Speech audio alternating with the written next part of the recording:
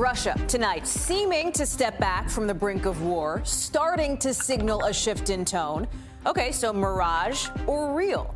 With President Biden in just the last hour or so warning an invasion is still a distinct possibility and saying the U.S. has not actually verified that Moscow's pulling troops away from Ukraine's border, like Russia says it's doing.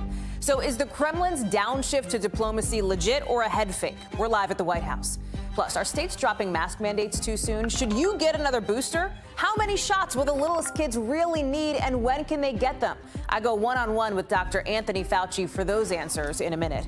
And in Connecticut, a record-setting settlement, and finally, some accountability for families of the Sandy Hook shooting. What they're telling us about this deal just announced today.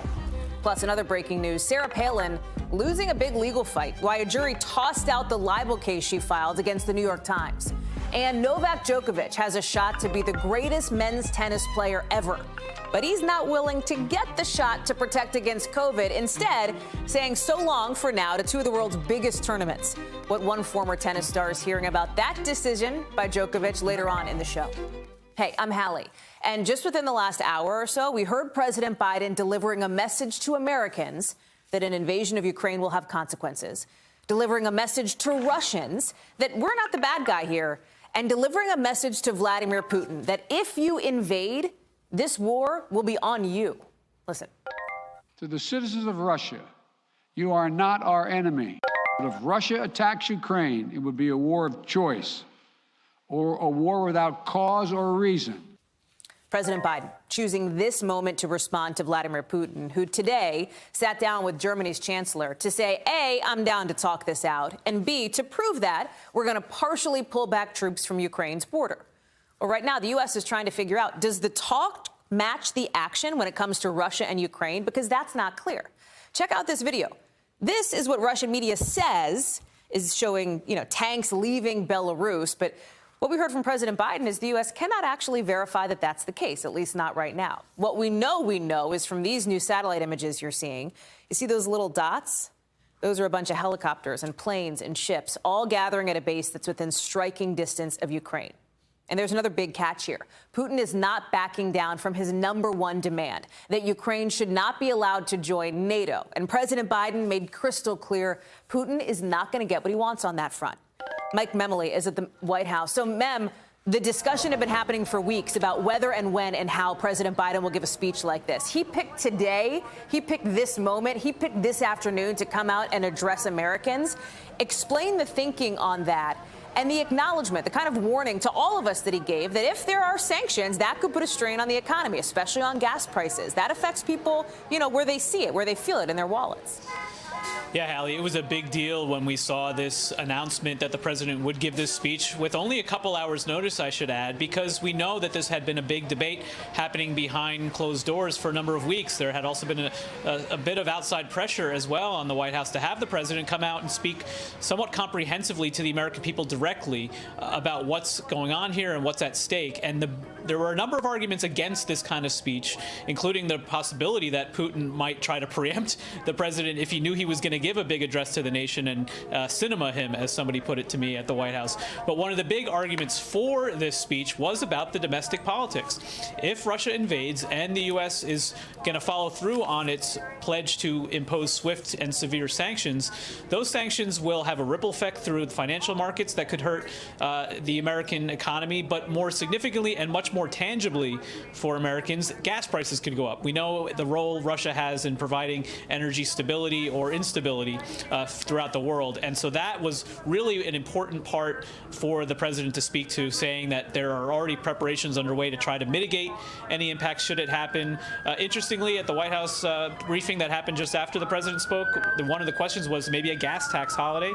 Jen Psaki, the press secretary, didn't rule it out, said everything is on the table. So one of the things we saw from President Biden, too, was walking this line, right? No, he's not going to give the green light to these demands from Putin that Ukraine stay out of NATO, but he's also agreeing with Putin that there is a diplomatic path forward, a way to avoid war. Here's how he framed it, Mike. Nations have a right to sovereignty and territorial integrity. They have the freedom to set their own course and choose with whom they will associate. But that still leaves plenty of room for diplomacy and for de-escalation. He's also making very clear to the Russian people that despite what Putin's telling them, they're not getting forced into war. This would be Putin's choice. And that's a really important message for people outside the Kremlin in Russia. Yeah, Hallie, it was so interesting to hear the president speaking so directly to the Russian people. We talked about the domestic politics here at home that the president had to sort of tick through in his remarks. But we know that one of the real tactics that the White House has employed here is to flood the information space, to declassify a lot of information, to put as much spotlight on things Putin could or could not do, to make it harder for him to maneuver, to make it harder for him to have the element of surprise. Now, we know that domestic politics in Russia are a completely different story than here, but there is some degree to which that the president used today's speech to try to spotlight the fact that Putin might be somewhat on an island here. There's even some dissent within his military apparatus, apparently, about whether he's making the right step here. And so by speaking so directly to the Russian people about the fact that this is not something we're doing to you, you're doing it to the rest of the world, he was certainly playing to that and speaking directly and maybe a veiled threat to Putin in doing so. Mike, I have to explain to people, you are standing on a balcony in front of where the White House is, and there are people on the street below you, and apparently they're having a good time on this Tuesday night. I just want to make sure folks know. Yeah, that's not like playing from your room or anything. Mike Memoli, thank you very much for all that. I know we'll be talking again soon on this topic. Appreciate it. We've got some other breaking news. Literally, as we were walking to the studio here, we found this out, that the House Select Committee investigating January 6th has just handed down some new subpoenas in the last 15 minutes, mostly relating to that whole fake elector scheme that we've talked about on this show. People in 7 states who allegedly tried to send these false alternate electors on January 6th from states that President Biden legitimately won. This was all part of that plot, that push to try to overturn the legitimate 2020 election results. Of the names being subpoenaed include a couple people you're seeing on your screen. Kelly Ward, she's the chair of the Arizona Republican Party. Doug Mastriano, who is part of the alternate electors plan in Pennsylvania. There's another person, Mark Fincham, involved in this, who's now, by the way, running for Secretary of State in Arizona. I want to bring in Garrett Haake, who's on Capitol Hill for us now. Garrett, this is all just coming into us in the last couple of minutes, and it is yet another attempt by the January 6th Select Committee to figure out what in the world was going on with this fake electors thing, yeah? Yeah, that's right. And you can kind of get the sense of the storytelling they're trying to do just as you read through the indictments and the subpoenas and the letters that accompany them. In this case, you start with subpoenas for 2 Trump campaign officials who were working on Election Day operations for the Trump campaign, who then, according to the letter accompanying the subpoena, immediately began work on the so-called Stop the Steal movement. And then the rest of the subpoenas focus on 3 states, Arizona, Pennsylvania, Michigan.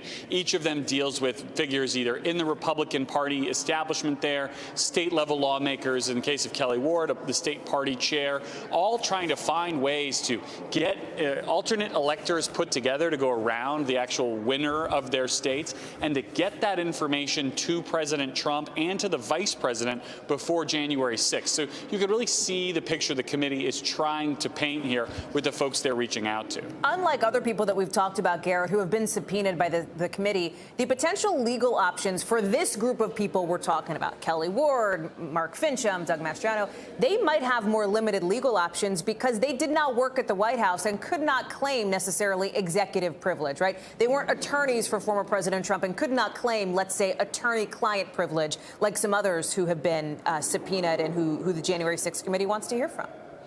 I am not a lawyer, Hallie, but it's hard for me to see how these folks have any privilege they could claim. As you say, in none of these letters are the conversations with then-President Trump particularly critical to this. None of these people could be classified as Trump advisors in any meaningful way. None of them were acting as attorneys for either Trump or his campaign. And most of them, many of them, were public figures in some way. And what they are being asked to testify about is, in the committee's mind, related at least in some way to their public duties, either as state party officials, as elected officials in their states, or as members of the campaign. These are folks who are going to have very little legal leeway to not show up and testify now that the committee's come calling. Garrett, I want to pull up, too. You and our colleagues on the Capitol Hill team have broken down the numbers for the committee here. They've interviewed something like, setting aside these subpoenas, 525 witnesses. They've announced now 86, I think, subpoenas, right? More than 80 subpoenas with this group we have. They've gotten something like like 63,000 documents. And now we're getting some new insight from our colleague Peter Nicholas on what these public hearings may look like. There is a real appetite from these committee members to try to make sure there are eyeballs on these hearings when they start. They want to lay out, as you've talked about, a storyline, 2 to 3 weeks. The question is, are they going to have the mass audience that they want to get when they're putting out these videos and these live witnesses trying to tell the story of what happened during the insurrection? Yeah, it's a huge question, and it's one that I really can't answer at this stage. Nobody the committee can, certainly, right? No, I mean, it certainly can. I mean, the committee's going to have the raw material that they're looking for. That's clear. And the numbers you laid out, we're approaching 90 subpoenas that we know about. In some cases, the committee issues these subpoenas. We don't even find out about it until folks show up to testify. So the sheer volume of raw material coming in, I think you can check that box. Whether they're going to have the other pieces that the committee say they want, and in Peter's great reporting about live witnesses, you know, the kind of video, audio elements that can tell a story in primetime television, we shall see. Garrett Haake, live for us on the Hill with that breaking news. Garrett, thank you for scrambling to a camera. Appreciate it. Mask mandates are dropping like flies around the country, including today here in Washington, where you don't have to wear your mask anymore in places like gyms or restaurants or stores. With D.C. joining the 10 Biden-backing states you see on your screen, the ones in red there. But D.C. is not dropping the mandate for schools. California isn't either. That state saying today the rule will stay in place for at least another couple weeks. Others, New York, Illinois, they also haven't picked a date for dropping the school rules. Virginia is, though, with Governor Glenn Youngkin moving to end the state's mask mandate by March 1st. Keep in mind, the CDC is still recommending masks in schools. And for context, check out the numbers from last week. Kids make up just under 300,000 cases of COVID, about a fifth of total cases. A fraction of them led to hospitalization. And here's the other issue. Kids ages 5 to 11, they're just not getting vaccinated in big numbers. The CDC says fewer than a third of kids that age have one dose. Even fewer have both doses. And what about even younger kids? 6 months to 5 years old. The timeline for vaccines for them is still a ways off, as I talked about with Dr. Anthony Fauci one-on-one not too long ago. What is the updated timeline based on your, expertise here on when shots in arms can start for that age group, 6 months to 5 years? Hallie, it looks like the standard vaccination regimen for children of that age group, namely 6 months to 4 years plus up to 5, is going to be a 3-dose regimen. Let's bring in now CNBC's Meg Terrell, who has been all over this pandemic news. Meg, it's great to see you on the show tonight. Thank you.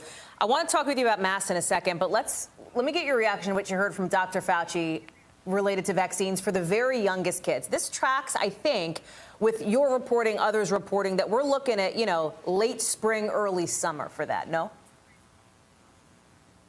Yeah, absolutely. I mean, the latest is that the data are now expected by April on the 3rd dose for these kids. And essentially what it does, and Dr. Fauci reinforced, is we go back to what we were told originally in December, that this is a 3-dose vaccine at this very low dose for the littlest kids. And we're going to have to wait a few months for that information. The problem is that a lot of parents like you and me of kids under 5 have had this tremendous whiplash feeling because federal health officials told us for at least a week and a half that we could have expected this potentially to be happening by President's Day. Then we found out on Friday, actually, no, we're going to have to wait for the 3-dose data. And so I think a lot of parents are just feeling incredibly frustrated. But Dr. Fauci really did reinforce the most important point, which is that when this does happen, we know that it's gone through the FDA's checks for safety and efficacy, and it's going to be a vaccine we can count on. Even if you don't have kids, you might be thinking about, okay, what about for myself? Do I need now another booster shot? The CDC, as you know, is recommending that for people who are immunocompromised. Here's what Dr. Fauci told me on that front. And I wonder how you read this. Watch. Do you anticipate a 4th shot becoming the norm for all of us, for the general population? That is possible, but the data, as they show right now, indicate that about 4 or 5 months out, when you look at the parameter that we're focusing much more on now, Hallie, that's prevention and efficacy against hospitalization, it seems to be holding quite strong at around 78. He's referring there to 78% vaccine effectiveness, leaving the door open, Meg, it seems, to the possibility that maybe we do. Maybe if the data shows that, we might need another booster shot. Yeah, absolutely. So that 78% vaccine efficacy number is from a study that we saw on Friday showing that people who had 3 doses, who are more than 4 months out, have that 78% protection against hospitalization. Now, that's down from 91% protection for folks who are just 2 months out. Of course, it's much higher than for people who only got 2 shots. So it reinforces you need the 3rd dose. But the big question is, how much farther does this keep falling as time goes on? And so that will really be what Dr. Fauci was saying, the metric they're going to be looking at to determine if we need a 4th dose and when. And then, of course, the big question becomes, what is that 4th dose? What's it composed of? Is it Omicron plus Delta? Is it the same vaccine? Those decisions all need to be made, and the companies are compiling information right now to help make that decision. He also is talking about looking at the science when it comes to a decision point that's coming up soon within the next month plus, if you will, which is for federal spaces, as we talk, Meg, about mask mandates, planes, for example. Mask mandates on planes. There will be a decision point coming up of, do you extend that, right, past where we are now, mid-March, or do you end that mandate? Really non-committal from Dr. Fauci on that. He said, Hallie, I know I'm going to say it, and people are going to scold me one way or the other if I make a prediction. He said, I'm not going to make a prediction, but we're going to follow the science, follow the data here. It feels like we're getting to be a little bit at a point, Meg, where you look at these states that are dropping mask mandates. You look at the overwhelming number of people who are looking to try to get back to some sense of normalcy. Like, this kind of is a tipping point. Yeah, it really is. At the same time, though, we still have 97% of communities and counties in high transmission, according to the CDC. So by its own guidance, all of those counties should still have mask wearing indoors for everybody. However, if you look at the trajectory with which the cases are actually coming down, by one model out of Colombia that's widely cited, we should be close to 50,000 cases per day by the end of February. I mean, this is tremendously fast pace with the cases coming down. So hopefully we will finally get to a place where the transmission rates actually match what the CDC data suggests, and then it does make sense for all these places to be dropping mask mandates. Meg Terrell, great to have you on. Great to have your expertise. Appreciate it. In Connecticut, Sandy Hook families say today marks an inflection point in their lives because the company that made the gun used in that mass shooting is finally being held accountable. Remington Arms agreeing to pay $73 million to 9 victims' families. It's the first time we're seeing a gun manufacturer pay for a mass shooting ever. An incredibly emotional moment, as you might imagine, for parents who today talked about the settlement and about the pain of never seeing their kids again. Nothing will bring Dylan back. The closest I get to him now is by kissing his urn every night, telling him I love him and I miss him. But Benny will never be 15. He will be 6 forever because he is gone forever.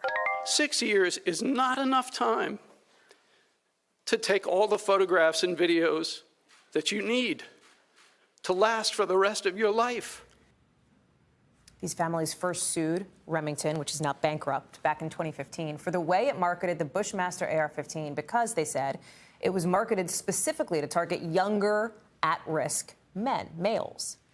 Of course, it was a young male shooter who killed the 26 people you see here, including 20 first graders at Sandy Hook Elementary School 9 years ago. Kate Snow talked with some of these families and is here with me now. Kate, it doesn't get easier. It doesn't get easier to talk about Sandy Hook and to talk about what these families have been going through and to hear them talk about the pain that they're feeling. And yet this moment, they say, is an inflection point for them. Yeah, Hallie, I was in that room, the press conference that you just showed, and all of us were fighting back tears. I mean, this is an emotional point for them, an emotional moment that is so wrapped up in everything that happened back in 2012, almost 10 years ago now. Obviously, this is sort of a victory for them because they've gotten this $73 million settlement out of Remington. That is a big deal. But at the same time, as you just heard them say, it's never going to bring their kids back. Let me tell you a little bit about this case that's been going on for more than 7 years now, Hallie. They started out arguing a unique thing. They basically, you know how federal law protects gun makers and gives them immunity from most lawsuits? They argued that a violation of Connecticut law in the way they marketed this particular weapon was the violation. They were breaking a Connecticut state law, and therefore that took away the immunity they might have under federal law. So that was the argument. Again, they fought in court after court after court, and through all of this, they got discovery. Through the process of discovery, they got thousands of documents from Remington, and that was really important to these families. I spoke with Mark Barden and his wife, Jackie. They lost their son. Take a listen to how Mark explained this journey. From what everyone had told us from pretty much the beginning all the way through is that your chances are slim to none of prevailing. And now we've seen through discovery the outcomes, and we have, that they were aggressively marketing to young men who were potentially violence prone. So one of the things that the families really wanted, Hallie, was to be able to release those materials that they got, those documents, thousands and thousands of documents that they got from Remington, to the public. They were holding out for a settlement, saying we're not going to take any settlement until you guarantee that we can put that material out in public, and they did get that. And so that is a big, pivotal part of why they agreed in the end to this $73 million.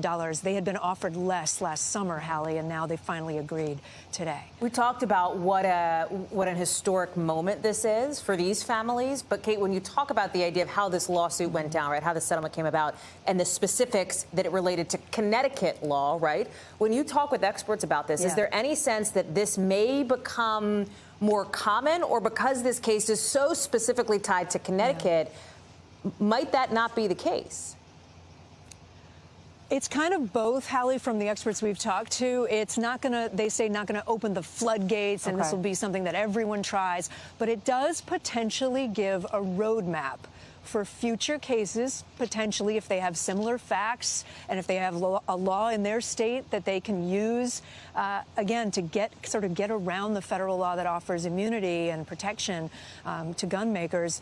There is a possibility that this is a roadmap, and that's certainly what the families here thought and said today, that they think that this maybe doesn't set a precedent, but maybe it gives others a path toward holding gun makers, gun manufacturers accountable. It is such an important story. We are so glad to have you there, Kate, talking with these families, staying on this reporting that I know you've done for such a long time. Thank you, Kate. Really appreciate it. I got some other breaking news this afternoon with a jury just today, just in the last couple hours, finding that Sarah Palin did not prove her defamation case against the New York Times. That's coming a day after the judge in the case said he would dismiss it, whatever the jury came out with, while the New York Times said they welcome the verdict. We also heard from Palin's attorney today, who says they're disappointed with the decision but trying to stay positive. And here's the deal with this whole suit. If you haven't been following the ins and outs, you could be forgiven for that. It stems from this editorial back in 2017 that incorrectly linked a political ad by Palin's PAC, her Political Action Committee, to the 2011 shooting that killed 6 people and hurt Gabby Giffords. I want to bring in now Dasha Burns.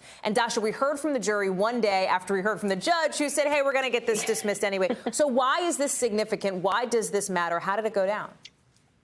Yeah, Hallie, a lot of twists and turns in this case. Palin essentially lost twice in the span of 24 hours.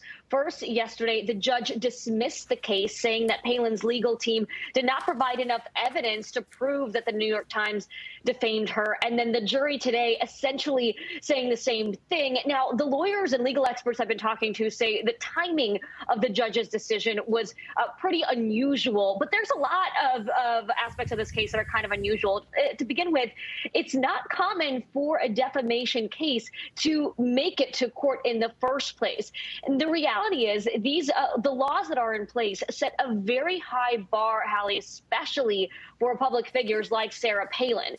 There is a standard called actual malice, which is really what the focus has been for both the jury and for the judge, saying that Palin's legal team did not prove that the Times acted with actual malice, which means essentially that actual malice means a journalist or a media organization recklessly disregarded the truth or printed something, published something while knowing that it was false. The Times, through this entire case, has admitted to a mistake. They corrected that mistake. No one was arguing that this wasn't a mess up on the part of the Times, but they were saying it was an honest mistake, and the jury and the judge agreed with that. And this is a case that a lot of folks in our industry, Hallie, have been watching very, very closely, because if Palin did come out with a win here, that could have significant ramifications for how we do our jobs, Hallie.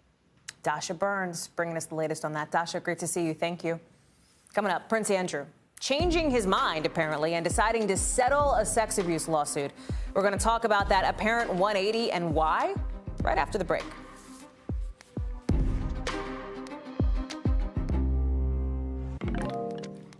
Some news making headlines around the world today. Prince Andrew settling the sex abuse suit brought on by Virginia Giuffre, who says she was 17 when Andrew abused her and that she was trafficked to him by Jeffrey Epstein and Ghislaine Maxwell when she was underage. If this feels like a total 180 for Andrew, this settlement, it's because it kind of is. Listen, he's repeatedly denied the allegations. We should note that. In 2019, he told the BBC he didn't remember ever meeting Giuffre. But it comes weeks before he was supposed to be deposed by her lawyers. We don't know how much the settlement was for, but in a court filing, Andrew says he, quote, never intended to malign Ms. Giuffre's character and accepts that she's suffered as a victim of abuse and as a result of unfair public attacks. Remember, it was only a few months ago that his own lawyers said this was a baseless suit to get another payday at Prince Andrew's expense. Keir Simmons is joining us now for this. So, Keir, can you talk about the timing here? This is just a few weeks before, as we said, Prince Andrew was supposed to go in for a deposition. It does feel like a bit of a reversal from what his lawyers had been signaling. Why is this happening now? Hey, Hallie, I just lost you there for a moment, but I think you were asking me why this is happening now.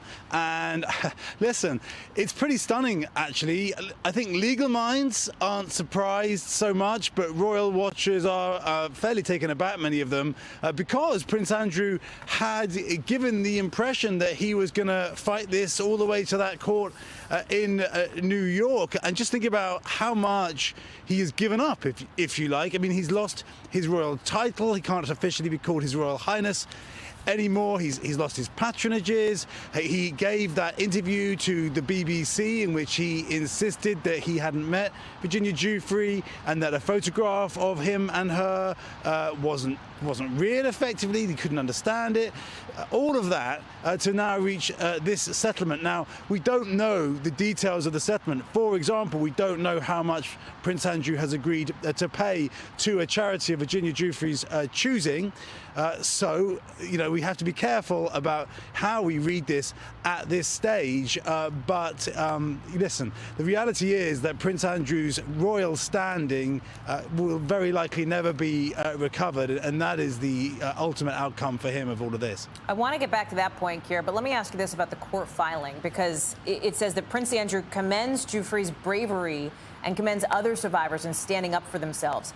We said what his lawyers said not too long ago, that these accusations, this is just, you know, essentially a woman looking for a payday here.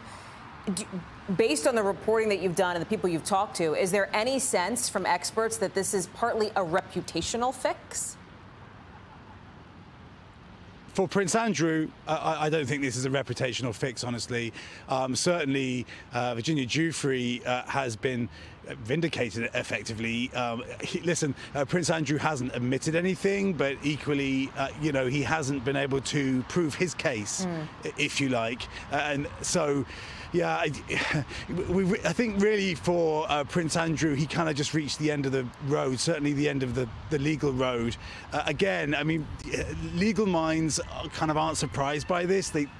Many think they saw this coming. Yeah. Certainly in terms of reputation for the Queen, in Buckingham Palace back there, well, you know, she faced a court case that would have been so damaging in her Jubilee year.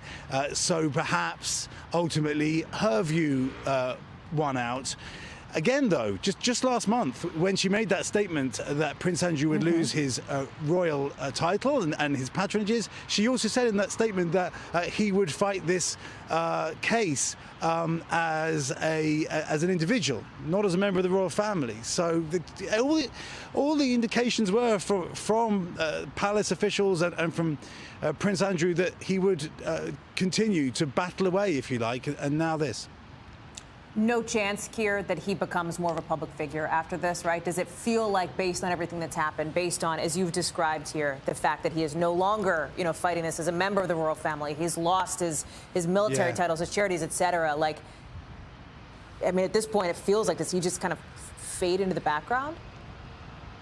Yeah, listen, there is an interesting final piece of that statement where he talks about wanting to devote himself to charities for people who've been sexually abused, trafficked, maybe there is a glimmer of what he perhaps wants to do. I mean, you have to find a charity that would be prepared to let him work with them, if you like, and that, of course, is very much a question.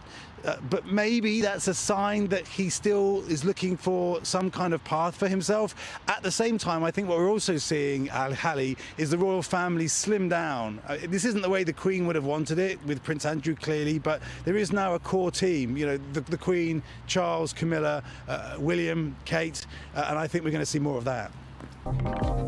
Let's get you over to the 5 things our team thinks you should know about tonight. Number 1, Ottawa's police chief is stepping down after coming under fire for not doing enough to stop those COVID protests that basically shut down bridges and these key passageways across the Canadian-U.S. border for days. Number 2, the Senate has confirmed President Biden's pick for FDA commissioner. The vote on Dr. Robert Califf was close, 50-46. Even some Democrats had opposed him, including Senator Joe Manchin, but he ultimately got over the finish line with votes from several Republicans, meaning now there is a permanent head at the agency that's at the tip of the spear for the pandemic response. Number 3, low-budget movie actor Zachary Horowitz has been sentenced to 20 years in federal prison. Why? A massive Hollywood Ponzi scheme, apparently. The actor scammed film investors out of an estimated $650 million. Number 4, you know that West Coast drought we talk about? It's the worst drought in at least 1,200 years. That's right, 1,200. This is according to a new study published in the journal Nature Climate Change, which says dramatic dryouts in the region last year pushed this current drought past the previous record holder from the 1500s. When we say historic, we mean historic. Something like 42% of this current mega drought is because of human-caused climate change. Number 5, big congratulations to this couple here, Simone Biles, the Olympian, announcing on Instagram she and Jonathan Owens, her boyfriend, are engaged. Biles and the Texans' safety had been dating for a couple of years. He popped the question on Valentine's Day. How appropriate. Congratulations to the both of them. Allegations tonight that reckless behavior and cost-cutting led to the death of cinematographer Halyna Hutchins on the Rust movie set, according to a wrongful death suit just filed by her family late today. The suit names Alec Baldwin and 7 other producers of the movie as defendants. And this afternoon, you had Hutchins' lawyers releasing a pretty chilling video game-like animation. This is it. You're seeing it on the screen. It's a breakdown of what they say happened. Remember, this is a fake video, right? But you can see this representation, they say, of Baldwin holding a gun, firing toward Hutchins. She was shot and killed last October while setting up a scene on the set in New Mexico. The film's director was also hurt in the shooting. Baldwin has said he was holding the gun that had live ammo in it instead of dummy rounds. But remember, Baldwin has insisted. He says he did not pull the trigger. He's denied any wrongdoing. I want to bring in our legal analyst here, Danny Savallo. So, Danny, this lawsuit, working its way through the court over the next year. What is your sense of how much merit it has? And I should note, this is the first time that the family of Halyna Hutchins is coming out with a suit like this. No surprise. You have to name Alec Baldwin if you're going to file suit.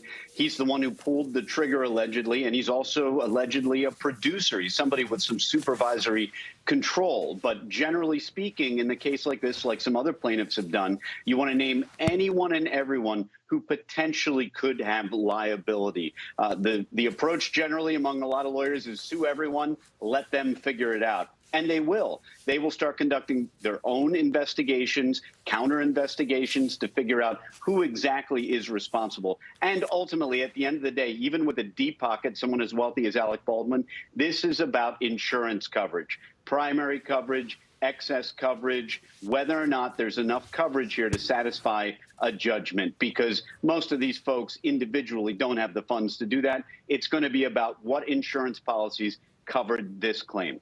We heard from an attorney for Alec Baldwin not too long ago, as we were coming on the air, saying in part, quote, I want to quote here, actors should be able to rely on armorers and prop department professionals, as well as assistant directors, rather than deciding on their own when a gun is safe to use. You talked a little bit about Baldwin being named in this suit. What about the liability that he has as somebody who was involved on sort of both sides of this, meaning in front of the camera and behind? Right. Like other cases involving shootings on set, you may remember from The Crow, Brandon Lee, when he was shot and killed. An investigation there concluded no criminal charges, but the liability, the responsibility was spread out among so many different people. And that's a lot of what you see here. For this tragedy to happen, there were small failures at every level, at least allegedly, of the chain of events that led to Alec Baldwin holding a firearm. So that's what his attorney is talking about. He's pointing the finger at the other people that Alec Baldwin would say he should have been able to rely on. After all, he would argue, I'm an actor. I rely on the people who hand me a prop for it to be a prop that works. I'm not a gun enthusiast. I'm not a gun expert. That's not my province. That belongs to the first assistant director or maybe the armorer or the stunt coordinator. All of those folks are going to be ripe targets for any civil lawsuit. And then amongst themselves, they will battle it out to figure out who or where the liability should be allocated. There were some theories thrown out there that the gun in this case was sabotaged, but the family's attorneys are basically rejecting that. Why does that matter here? It matters. Well, it matters for a couple of reasons. I mean, first of all, it is a pretty out there theory, and supposedly it was advanced, in defense of some of the proposed defendants. But the other reason that is important to a civil case, and it's a little bit more of it may disappoint folks, is that plaintiffs in this case want to allege negligence. They don't necessarily want to allege something intentional. And the reason is intentional acts are often not covered under insurance policies. So you want to stay in the negligence, maybe even the reckless realm, stay out of the intentional crime realm. That might threaten an insurance policy. Danny Savalos breaking that down for us, coming in from the West Coast late today. Danny, thank you. Coming up, a potential groundbreaking moment. For the first time ever, scientists think they've cured a woman with HIV. We're going to talk about the cutting-edge technology that may save a lot of lives down the road. Plus, a mix-up of words cost an Arizona priest his job after he performed thousands of baptisms wrong. More on that in tonight's Local.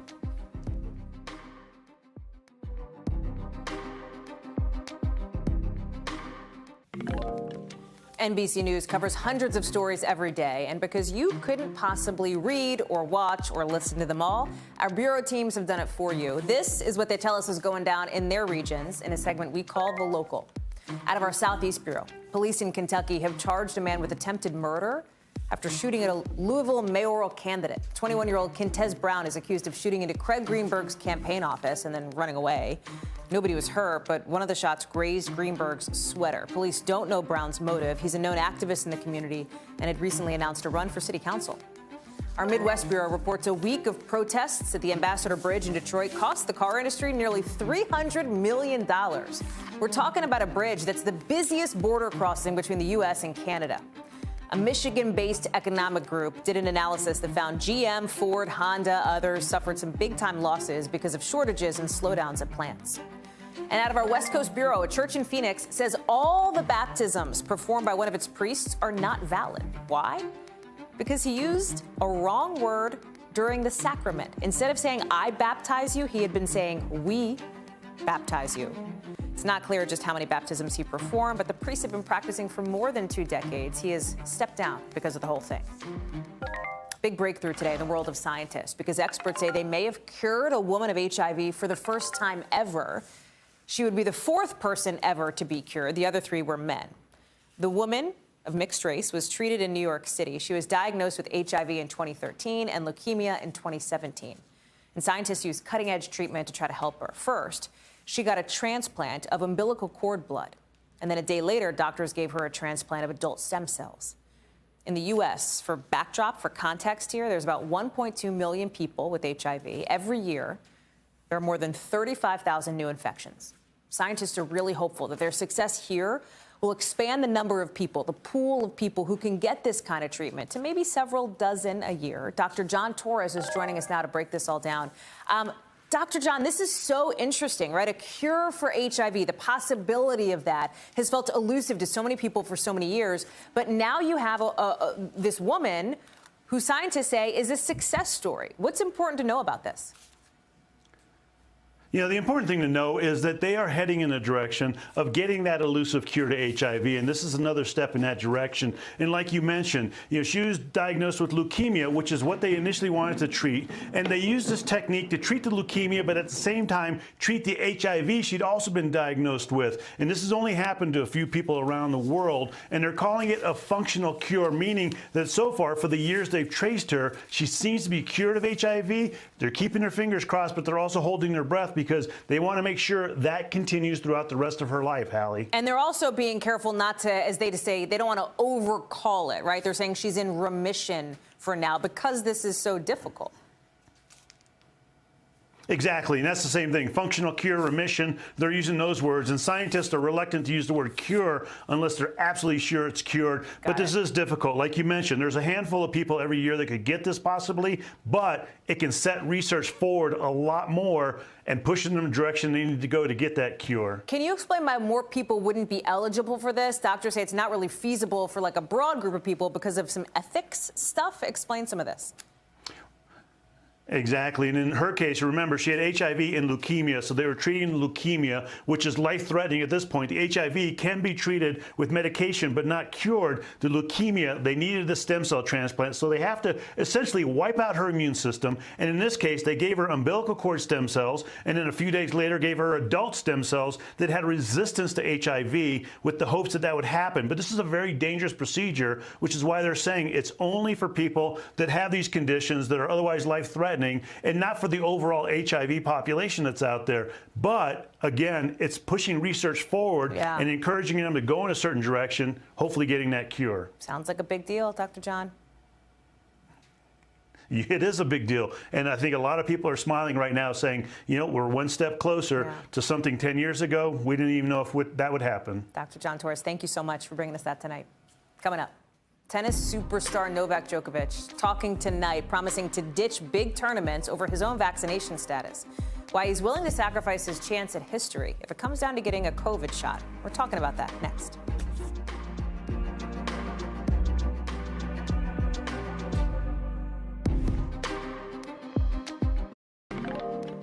The world's #1 tennis player says he's willing to miss two of the biggest tennis tournaments in the world, the French Open and Wimbledon, because he still refuses to get the COVID shot. We're talking about Novak Djokovic, who told the BBC he understands what this means for his career. The principles of decision-making on my body are more important than any title or anything else. Remember, Djokovic was deported from Australia ahead of the Australian Open after a drama that played out over days, a couple of weeks even. We got to know tennis player and coach Brad Gilbert during that saga. He joins me again now on the latest from Djokovic here. Brad, we got to get your Skype working, my friend. I think you're on the phone with us, right? Yes, I am. Sorry about that little Skype confusion, so you can't see the ocean in the background. Killing me. 2 years into the pandemic, but we're going to get working one of these days. Brad, talk to me about Djokovic. What do you make of this stuff from him? What are you hearing from your friends and your former colleagues in the tennis world about this? Well, it's a very unusual situation. Kyrie Irving, obviously, is another one who is unvaccinated, and he can play half of his games. Aaron Rodgers is another one that's unvaccinated, but he can play in all of his games.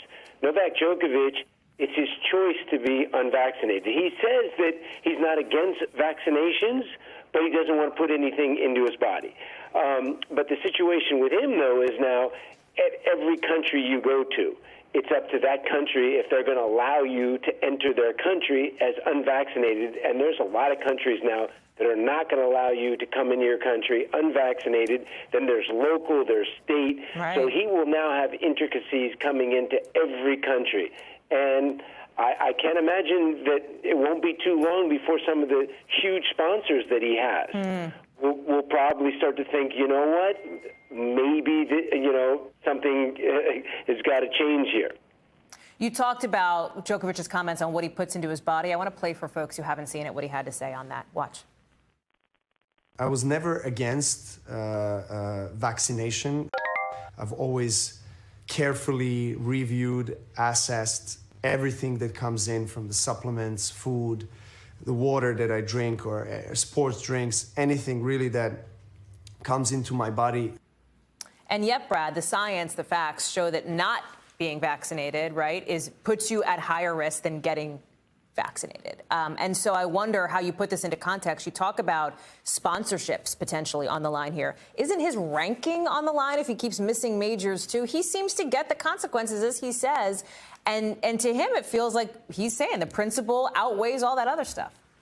It's pretty amazing that he, obviously is putting his principle and his belief, his core beliefs, at stake here.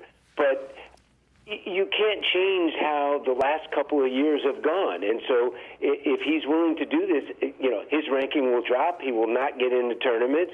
And, tennis world, unfortunately, will move forward. It's like a self-imposed injury that he's created because of these new rules. And like I said, Aaron Rodgers is somebody in the same situation, but he, is allowed to play.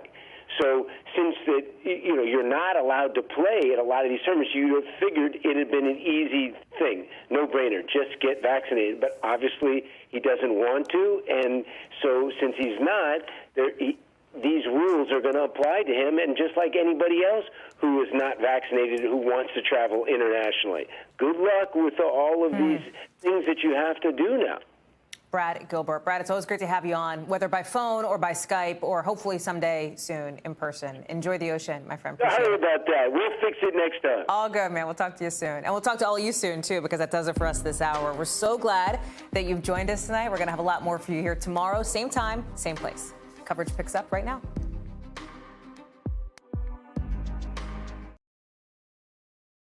Thanks for watching our YouTube channel. Follow today's top stories and breaking news by downloading the NBC News app.